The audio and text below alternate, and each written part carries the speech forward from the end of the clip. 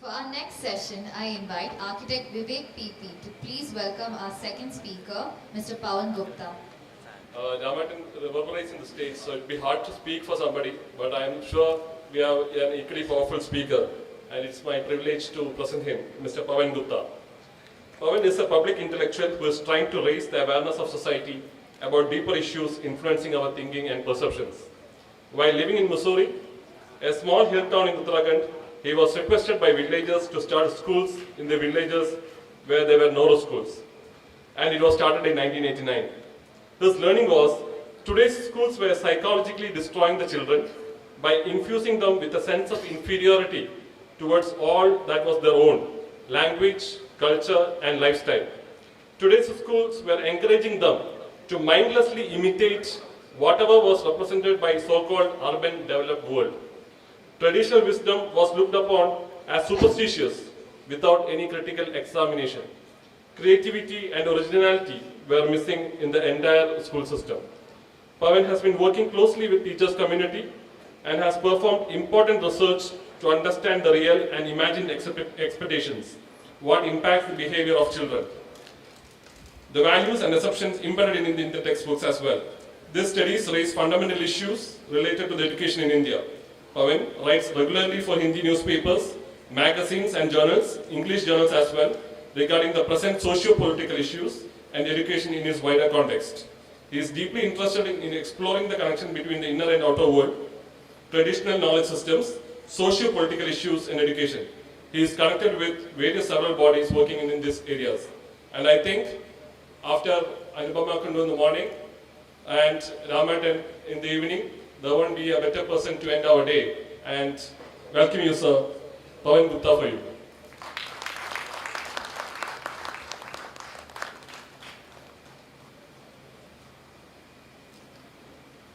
Namaskar. I apologize because I'm told I'm supposed to speak in English. That's not my language.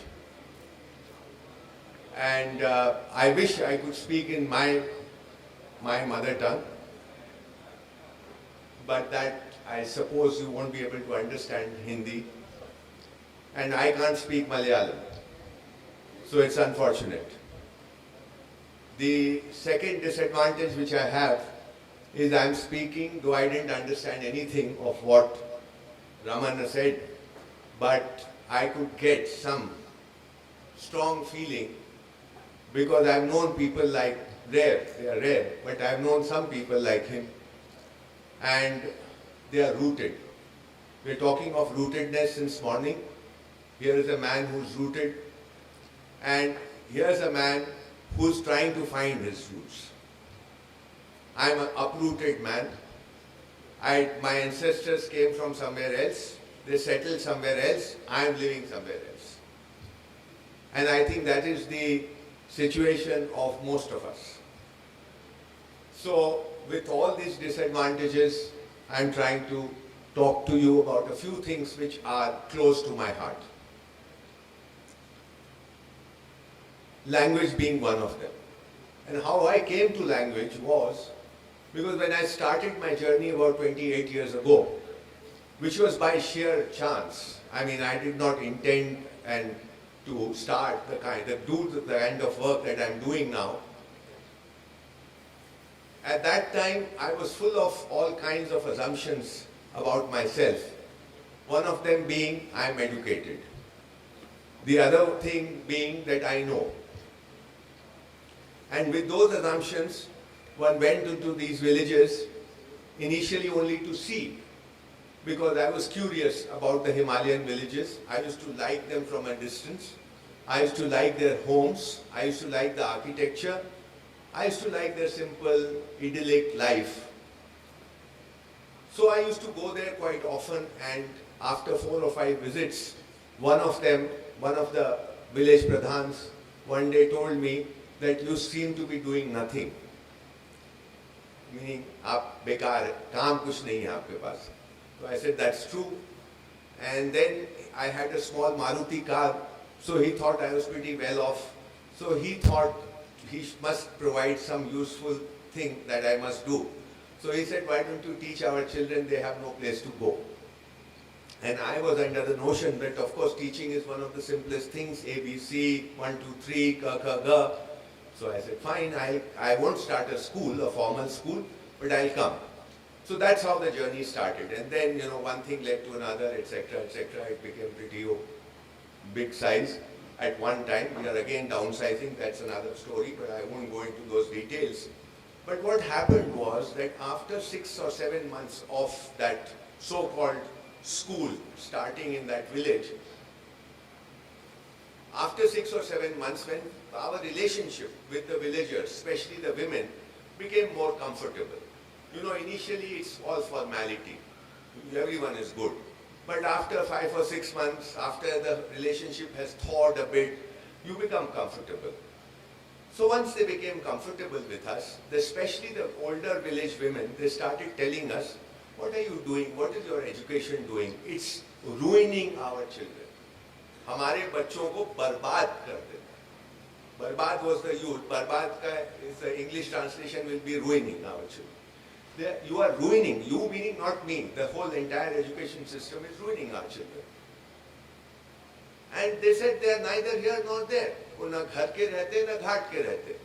They become useless because earlier, if they did not go to school, they were at least helping us at home. They were willingly helping us at home. Now after going to school and just having got the smell of school for a few years, now they are reluctant. If they work reluctantly. And he said, what do you do with the women? I mean, with the girls? They start putting this nail polish on their fingers. And that hand doesn't want to go into the cow dung. So all these kind of various things we heard from them. And we saw that it was not false, it was real, it was true. So what does one do? So just at that time, I accidentally read a book called The Beautiful Tree, not by this new American Falster who has taken this name. The original book, The Beautiful Tree, is written by Dharampal. Now some guy called Tully has written a book with exactly the same name. And he just mentions Dharampal in passing somewhere on the 84th page or something. But the original work is by Dharampal, which this book is about the pre-colonial education system which prevailed in India from north to south and east to west. It's documents of the British archives that have been reproduced there. So when I read that book, lot of my own assumptions got challenged. And I was very curious about this man. So I got in touch somehow. In India, it's not very difficult. 5, 6 phone calls and you can get to know anyone. There's a book now, no one is more than 6 degrees away. So I've tried that many times and I've been successful in maybe 3 or 4 or maximum 5 phone calls and you know the person. So Dharampal I came to know, and then we became good friends. He used to come and live with me in the hills in Mussoorie for 2 months in the summers. So one day I asked him that, look, this is what the women are saying. So what do we do? Should we shut down our schools or what? So he laughingly said, have you read Mahatma Gandhi? And for the first time, anyone had asked me that simple question. Everyone in India assumes that we know Mahatma Gandhi without having read a single word of Mahatma Gandhi, maybe a few quotations here and there, about a single man's greed and everyone's need, etc., etc. Those things we may have read here and there, but we have not read Mahatma Gandhi by and large. So when he asked me, I said, no, I haven't. I've read only a few quotations. So he said, why don't you read? And then he insisted, on his insistence, I got the collected works of Mahatma Gandhi, both in Hindi and English, the 2 languages that I know. Because he also suggested, don't read translations as far as possible. Go to the original. I can't read Gujarati. He has spoken many times in Gujarati, but since I can't, so I got these 2. And in that, then he suggested that, why don't you read? I said, there's so much, 100 volumes, how can I read so much? He said, start by reading between 1916 and 1924, that period, when Mahatma Gandhi comes back to India that is the time when he is speaking fearlessly, without any self-consciousness, without having to bother about what the other person will think. He is still not in that position where he is managing Congress or India as such. So he is speaking more or less fearlessly. Anyway, without going into those details, the essence I'm telling you what I got, which was that Mahatma Gandhi said exactly what these women were telling me in 1989, 1990, 1991. He's talking in similar vein about 100 years ago. And he's saying that this education that we have got in India has alienated us. So our home and our school have become there's too much of distance between them. Now, with this new colonial education which has been imposed on India. And he explains that whatever is our own has become inferior. How? So you speak a different language in the school and you speak a different language at home. You wear different clothes in school, you wear different clothes at home. I'm not talking of uniform, I'm talking of the style. You wear a pant and a shirt in school, but at home you are wearing something else. You are wearing a mundu, or you are wearing a dhoti, or you are wearing sari or ghagra or whatever. But in school you are supposed to wear a certain style of dress. In school you are supposed to sit on a bench or something like that, and at home you are sitting on floor. Even our kings and queens would sit on floor, they would sit cross-legged. So, in every which way, the school represents different set of values and the home represents different set of values. And in the child's mind already, he is or she is thinking that I am going to school to learn. So the values which the school represent must be superior. And the values which are not being taught at home and they are being practiced at home must be inferior. So in his mind, without anyone saying so, a certain kind of hierarchy gets created where the language of the school becomes superior, the dress of the school becomes superior, the way of sitting and getting up and all the manners and everything that goes with it. Conflict resolution, for instance. So all those things are superior in school and inferior at home. Now I'll come back to present times. When we became conscious of it, I'll give you a couple of examples which exist in our books, textbooks. At that time, it may have changed now, but at that time we were part of UP. I work in Uttarakhand. Uttarakhand was a part of UP. And in UP, we had Hindi in the government schools. Hindi is taught, and there is a book called Gyan Bharti Part 3, which is taught in class 3. Now this Hindi textbook, to teach the language Hindi to students, has a chapter on Sarojini Naidu. What the first line in the chapter is, I'll say it in Hindi, translated in English. It's a Hindi textbook.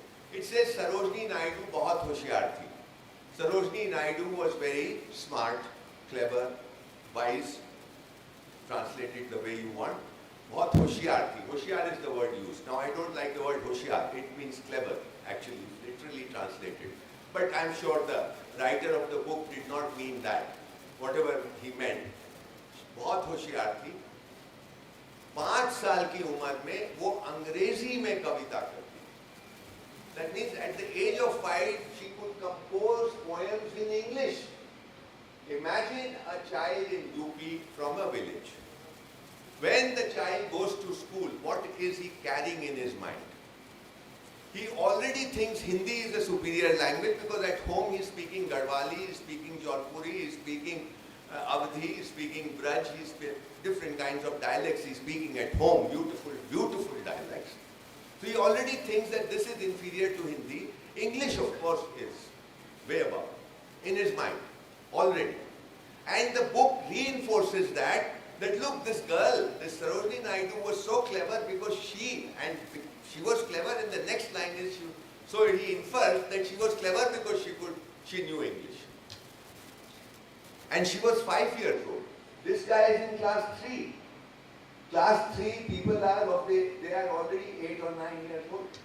So his life is gone. is the psychological violence which is being done day in and day out. I mean, there were many people speaking today, and they were all speaking in English. And sometimes even though I understand, but believe me, I'm being very honest, I sometimes switched off. He was speaking in Malayalam. I don't understand anything, but I was all there. Why? He was speaking in not just what the content, it's his confidence, it's his involvement, it's his commitment, it was his integrity, his authenticity. It was coming through to a person who does not understand a word of Malayalam. This is the impact of being authentic. And our schools are completely. I was wondering, can we produce one student from NIT or from my schools who has the confidence, who has the rootedness of like Raman? Where is that gone? Why? And I've seen it being ruined, being violently destroyed in schools. I'm sure if we are very honest and if we stop being defensive about who we are, then we will find that what I'm saying rings up. There's some truth, and it's not entirely true. That something happens. It's not just the school. Now it's the entire environment which is like that, which is making us, compelling us to pretend, to be pretentious all the time. You know, for instance, there are two things, right? I mean, I can only use the Sanskrit words because I find English language inadequate at times. And I think time has come when we write in English and there is something that we are writing about our culture or about our civilization or about our things, we should use our words with a footnote that there is no equivalent word in English. Sorry. You know, for instance, the word dharma. Now it's not religion, right? And there is no equivalent word in English. But when we are writing, we should write dharma and with a footnote, in bold, saying there is no equivalent word in English. The language is inadequate. So anyway, there are two words, sthiti and gati. I want to talk about that. Because if someone asks me that what is it in education that you would like to do with a child? One thing, can you tell me? And I would say that I would like the child to be sahaj. Again, I don't find an English equivalent, if you can help me. Sahaj means to be comfortable in his or her own skin, like he was. You know, to be comfortable in your own skin.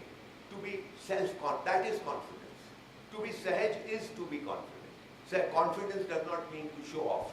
No, it doesn't mean 56 inches, for instance. You know. So, confidence is sahajta. Now, what I'm trying to say is that this sthiti and gati are two things.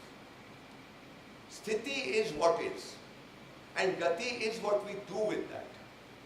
For instance, I have respect for you, let's say. If I have respect for you, it is there. Then I do this. This is gati. The feeling of respect in me is my sthiti. The problem which has happened today is, and what is sahajta? Sahajta is that the feeling comes first, the sthiti comes first, and gati follows the sthiti. The action, the appearance follows the sthiti. It is in alignment with the sthiti. But I think the entire education system, and entire system as such, the system of which Mahatma Gandhi talks so vividly in Hind Swaraj, the 5 systems that he elaborates upon, the education system, the medical system, the judiciary system, the system of governance, and modern technology. I mean, I think that should be made almost a compulsory reading in all our colleges and probably in higher classes in schools. And not just reading, but there should be discussions on it, not to agree or disagree with Mahatma Gandhi, but to understand what is system. We cannot talk of design, we cannot talk of architecture unless we understand system. System is also design. I mean, today, the system does not give you housing loan if you make a mud house. It does not qualify for loan if you make a mud house. If you make a Lorry Baker house, yes. But that will be a Lorry Baker house. But if you make a traditional mud house, it does not qualify to get a loan. I can get a transport for a vehicle, but if I want a loan for a vehicle and I buy a horse, I won't get it. Or a donkey. So this is the system, imposing a certain mindset, imposing certain restrictions on your behavior, on your ways of doing things. So we need to understand system just the way we need to understand design. The two are two sides of the same coin. And today, if we alienate, because modernity is all about exclusivity. It excludes and takes a small portion and makes you confined to that, and then you become a specialist or an expert. You are an expert heart surgeon, but you don't know about the rest of the body. It's come to that. So by making you exclusive, at one level they give you the false impression that now you are a specialist, now you are an expert in this field or that field, and you get that false arrogance. On the other side, the more narrow you become in your thinking and in your perceptions and in your identity, the more subject to outside control you become. You lose your independence. You lose your freedom. Why can't we bring these things into our curriculum, into our discussions in schools and colleges and universities? That how the environment impacts us, how the design impacts us. I mean, we are sitting like this. I'm talking like this. If we are sitting on the floor in a circle with some cushions here and there and a good dari underneath and a nice breeze coming from all over, I think the quality of discussion would be different. I'm not saying it would be necessarily better or not, I don't know, but it will be different. All I'm saying is that design makes and system both make a difference on your behavior, knowingly and unknowingly. It impacts your mind as well. It impacts the way you see things. So today, I mean, I like to give these examples.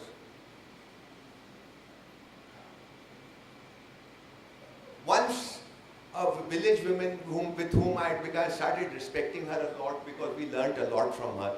I said, what should we do in school?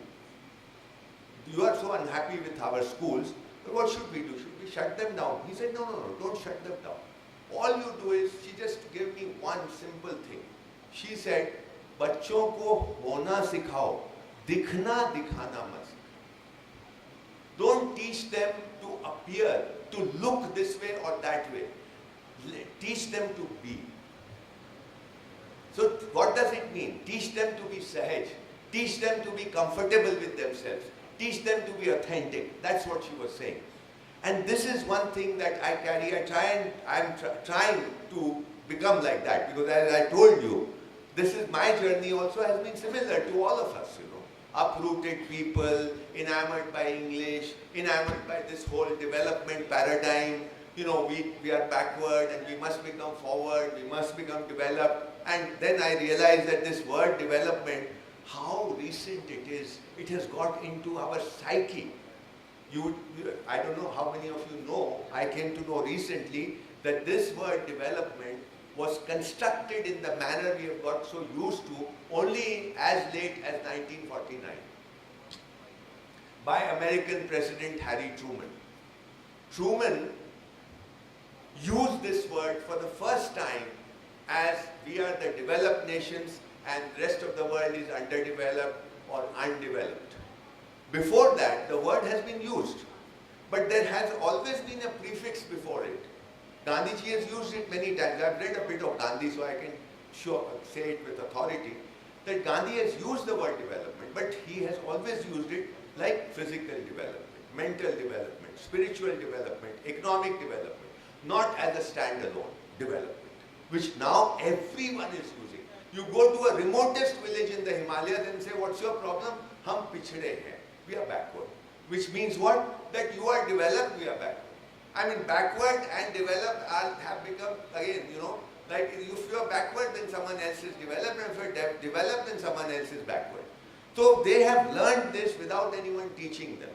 This has to be exorcised.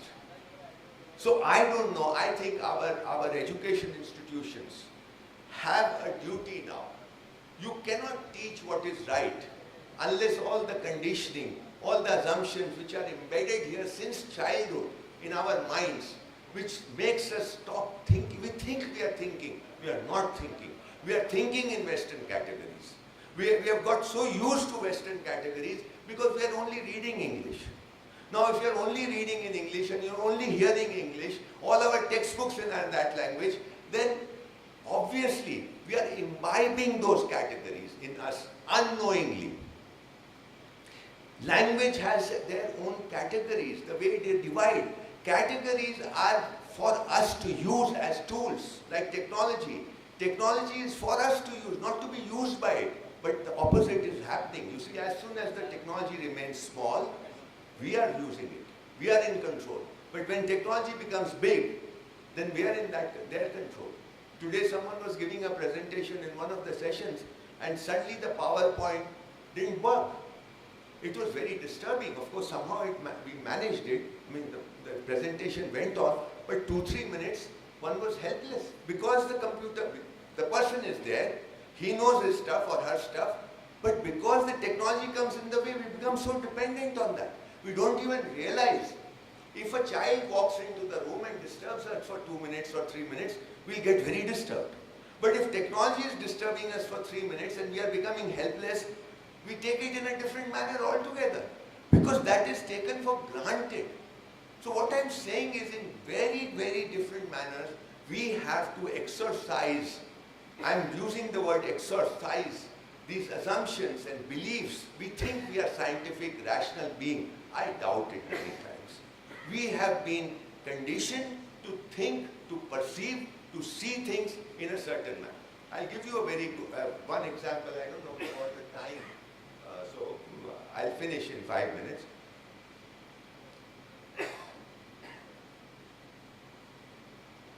I realized that when I'm talking to a simple villager, the language doesn't come in the way. I understand his language, he understands my language. But something else is coming in the way. Because our mode of talking to the villager has become like conference and seminar, interviews. You know, who are you? Sorry. What do you do? What's your name? Where do you live? He's not used to this kind of talking. He's not used to this kind of talking. But if you talk in a narrative style, if you talk in a storytelling style, this is what happened with my father when I was young, this is how things used to happen. If you tell him like this, he will connect with that. And then he starts talking. And then don't interrupt him, let him talk. We are in a hurry all the time, you know. So we want pat answers and pat questions. That's not the way of, that's not his way. So what he does after a point, he shuts up. And he lets you derive your own conclusion. He thinks you are a fool, and let him continue the way he is doing. One example, and you will understand more what I'm saying. We did an exercise after these women told us that your schools are ruining us. We had started the schools on their demand, mind you. And they are the ones who are telling us you are ruining us. So we said, let's do some kind of a thing to find out this conflict. When we used to ask this question, do you want to send your child to school? We did not find one single male, female, young, old who said no. They all said, yes, we want to send our children to school. That is what Amartya Sen's study probe did in way back. The same year when we did our study in 96, they also did that study. It was not touted, Andres and Amartya Sen. So their conclusion was, yes, everyone wants a school. Our conclusion was also everyone wants a school. But we asked a second question after a gap, not immediately. Because you have to give that gap. Otherwise, things will become problematic. You will understand why. If you ask this question, are you happy with the child going to school? then the answer is no. Emphatic no. Ruined, spoiled. These are the kind of answers we get. Now you put the two answers together and see what happens. They don't go together. They don't fit in the same category. This is where we need to see. So we cannot compare ourselves to any Western nation. We sometimes, even in architecture, we are taking things mindlessly from there. Of course, many people are becoming aware of it, but they probably, even now, the understanding is only at the superficial level. Deep down, as an Indian, who are we? We are neither here nor there. We are all Trishankus, the educated, not Raman. Raman is not Trishanku, but we are. Trishanku he didn't go to heaven, he didn't come down to earth. He was, hanging somewhere. We are like that. We are neither westernized, neither are we rooted in our own things. So we are somewhere in between. We have to first acknowledge our disease, our pathos, our problem. Then only we can come out of it. It won't happen just like that. So we want the school, but we are unhappy with the school. That is where we are. So let's find out what are the reasons. Let's also check, examine what is the conditioning behind it, what are the assumptions behind it, and then perhaps there is a way out. Thank you. I'm sorry for being a little pessimistic in my speech, but I'm being authentic.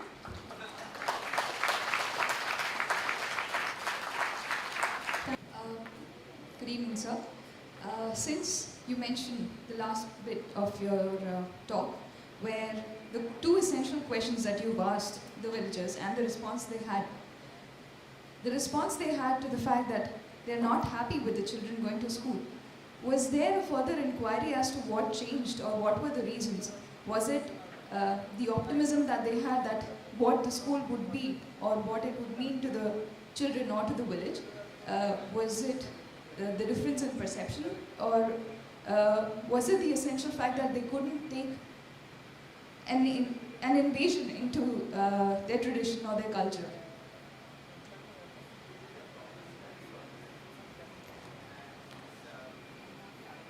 It's available in the name of a matter of quality, where we have tried to explore this contradiction, this conflict, and we haven't come to a definite conclusion, I would say, but we have been very speculative in our conclusions, let's say. And my feeling is that it's the pressure of what will the neighbor say, what will so-and-so say if I don't send my child to school. This also is at work. This is not the only factor, but this is a major factor because, in a different area, for instance, health, we have seen this. In our area, 30% of the cash income every year is more than 30% is spent on health services by the villagers. And that's I don't spend that much. But the average villager is spending that much. And one of the reasons is the pressure from the community. They don't exert the pressure. This is it's something that they feel. That if I don't do this, what will they say? So they get exploited in turn. Now the pressure in education is not just to send the child to school, but to send the child to a Saint school. S-A-I-N-T, Saint, whatever. So it's a big, we still are running schools. We were not able to make our expenses because we had very nominal fees. And every time we wanted to raise the fees, there was a big resistance. But the same parent, he came to me once and he said, why don't you make your school English medium? And we'll pay you 500 rupees. So I said, what's wrong with this? We are teaching English. He said, no. I want to tell my neighbor that my child goes to English medium. So, there are such factors as well. There's a perception that if I don't send the child to the school, what will happen? There are still some communities I know who do not send their children to school because they think they'll get spoiled. Spoiled in the sense they won't be fit for doing the kind of work they're doing. For instance, I know people in Adilabad, in Telangana district, where they make these brasswares, bells and ghungroos for the dancers. And these people don't send their children to school because they say that if we send them to school, their backs will get spoiled. After sitting in school for 5 or 6 hours, they won't be able to work in front of the bhatti. So there are few communities like that, but by and large the external pressure, environmental pressure is too much on them to be able to say no. Probably based on the same question which she asked, I would clarify this. Like, if you would not have given a time gap between the first and second questions, still also the same answers could coexist. Probably out of a social tension. Like, do you want to send them to school? Yes. Will you be happy if you send them to school? No. These two answers can simultaneously coexist, which shows the social pressure in sending them to school. At the same time, mentally they don't approve the process of schooling as it is characteristically done. Maybe. My experience told me that a common villager likes to, doesn't change immediately. He goes with the flow of the conversation. And he's very prone to saying yes to rhetorical questions. So they don't have that style. So we became conscious of it after much experience. So that was the reason that, we never asked the two questions together. We just being extra cautious maybe. Okay. Maybe what you're saying is true. We never tried it. But, for instance, there was this friend of mine who's works with, he knows all the 18 traditional karigari, craftsmanship, blacksmithy, goldsmithy, pottery, stone cutting. He knows all of them. And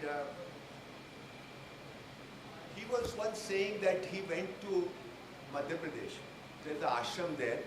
And one day he was sitting there and it's an ashram of craftsmen. He was sitting and he said, I want a shave. So they said, we'll call the local barber. So the local barber came and after the haircut was over and all that, he called me very excitedly. And he said, Pawanji, today this barber told me so many things which even I did not know.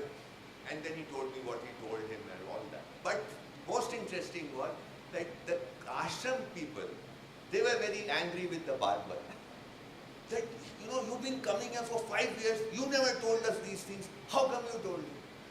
The thing is, they ask, what do you know? The barber said, I know how to cut the hair. He doesn't say, he knows surgery because our barbers were minor surgeons. He plays a very important role in marriages. And so many rituals are around them. They do matchmaking. They fulfill some certain other part. Now this he is not going to tell. If you say, okay, what do you know? I just know how to cut the hair. But this person, Ravindra Sharma, he said, in our area, barbers do this also and they know this also. No, I don't know this, but I know this also. So he will connect. That is the style of our people who have not gone to school. Storytelling, kissebaji, gup. And I think we should think a little more on how to conduct these kind of conversations. Can there be a more Indian aligned way of these kind of conversations? What can that be? Where one language of course is a very important. I've seen that people in India who claim that they know English, maybe out of those who claim they know English, 1% really know it. They're really comfortable with English. Others are not. Make them speak in their own language. And you see the qualitative difference in their expression, in their comfort level, in their authenticity. So we spend so much money. Why can't we have simultaneous translation facilities? And we don't apply ourselves, so it doesn't happen. But if we do, the money will also come. It's not such a big deal. I'm just saying one thing. There are so many other things. The way we sit, the way the distance between me and you as a speaker and you as a listener.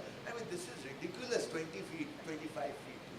When we are having a general discussion, I'm not criticizing. I'm just saying that we must start thinking of different ways of doing things in our own way, where we are more sahaj. If we are more sahaj, more authenticity will be a byproduct of that. And if that is so, then the real original thinking starts.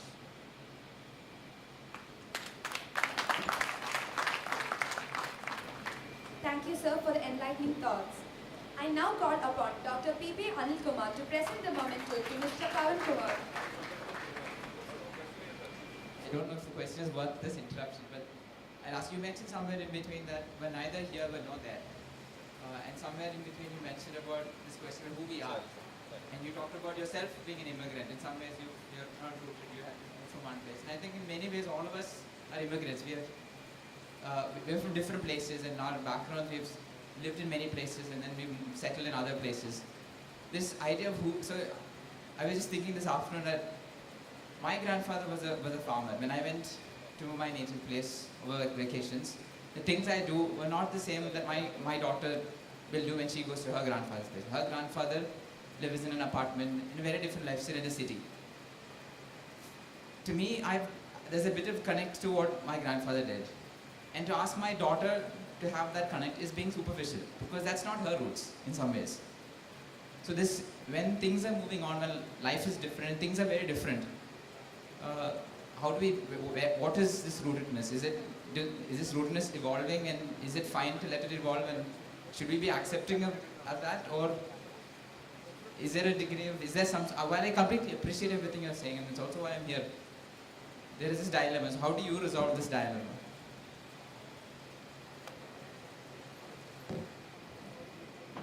I don't have an answer, but when you become aware that you are rootless, or you have been uprooted in so many different ways, it's the kind of places that you mentioned, that apartment. The other day I was flying from Lucknow to come for this conference. And my flight from Lucknow to Bombay reached around 5 o'clock. And flight from Bombay to Kozhikode was next day in the morning at 8:30. So I had to spend the entire night somewhere. So first I thought let me spend it at the airport only, but then I said let me find a room, maybe I should sleep. So I went around in a taxi to look for a room near the airport. He took me to a hotel. And I went into the room, and I got scared. I said, I can't spend the whole night here. It had no window. It was dark. I had to put the light on. It had an AC, all right, and it was small. Of course, it had all the facilities, maybe. Now, what I'm saying is, the environment is doing something. Maybe you can't do anything about it. But at least, what is the compulsions around us? What is the environment imposing on us? Will we accept it, or we will give it some thought? Because there are always alternatives. We should not take these things which are imposed upon us, they've made us so weak, as granted, as a given. That's not the way to go. I have started becoming very acutely aware of these kind of impositions on me coming from everywhere, from the TV, from the state, from my school, from my university, from my family maybe. It's a painful process, but you have to go through that painful process. There is no way out.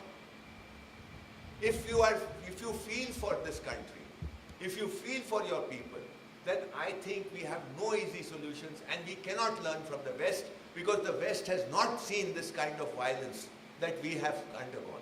The psychological violence that we have undergone in the last 250 years or maybe more, no other nation has gone through that. And we cannot just ignore it.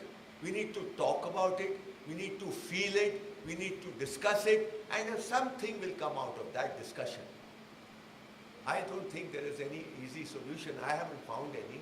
But the path that me and a few people like my friends have chosen, I think we are quite happy that we have chosen this path of at least being acutely aware of the utter clutches that we have gotten into, imposed by so-called the kind of, I'm not talking of the party politics, the politics of politics.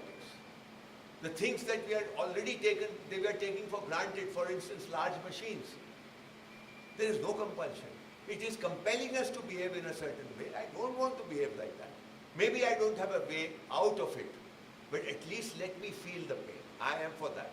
Let me feel the pain. Let me talk to another fellow co-traveler who feels the pain.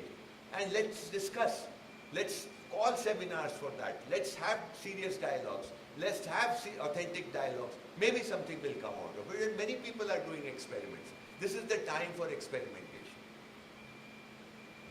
I haven't answered your question, but this is my response. Thank you, sir, once again. We have reached the end of this session. We sincerely thank everyone present here. We hope you enjoy the rest of the evening.